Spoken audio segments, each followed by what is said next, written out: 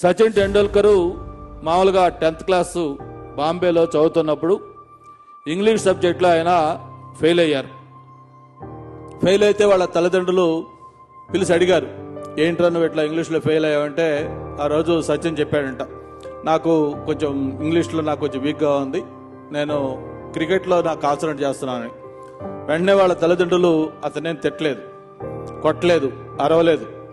Okay right, okay next time మళ్ళీ రాయి, దాన్ని పాస్ అవ్వు, ఈలోపు నీకు క్రికెట్ ఇంట్రెస్ట్ ఉన్నావు కాబట్టి నీకు క్రికెట్ కోచింగ్ ఇప్పిస్తామని చెప్పని ఒక గురువు దగ్గర తీసుకెళ్లి ఒక కోచింగ్ అది స్టార్ట్ చేశారు.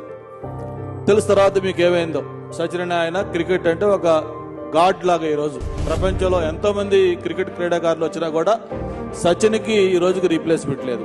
అంత పేరు ప్రఖ్యాతులు ఆయన సంపాదించుకున్నాడు. ఇక్కడ ఎందుకు ఈ విషయం చెప్తున్నానంటే, ఎక్కడైతే ఆయన Bombay Maharashtra state government 10th class English సబ్జెక్ట్లో ఫెయిల్ అయ్యాడో, ఈరోజు మహారాష్ట్ర ప్రభుత్వం అదే 10th క్లాస్లో ఇంగ్లీష్ సబ్జెక్ట్లో ఆయన గురించి ఒక లెసన్ పెట్టారు. ఆ రోజు కానీ ఆ తల్లిదండ్రులు కానీ ఈరోజు కొంతమంది తల్లిదండ్రులాగా సచిన్ని కొంచెం డిస్కరేజ్ చేసి, నువ్వు లేదు నువ్వు చదవాల్సిందే, నువ్వు క్రికెట్ లేదు, నీ తలకాయ లేదని చెప్పి అతను కానీ డిస్కరేజ్ చేసి ఉంటే ఈరోజు మనకు సచిన్ ఒక క్రీడాకారుడిగా మనకు ఉండేవాడు కాదు.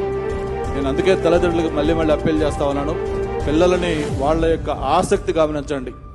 వాళ్ళు ఎందులో ఇంట్రెస్ట్ చూపిస్తున్నారో దాన్ని మనం ఎంకరేజ్ చేస్తే వాళ్ళు అద్భుతమైన ఫలితాలు సాధిస్తారు.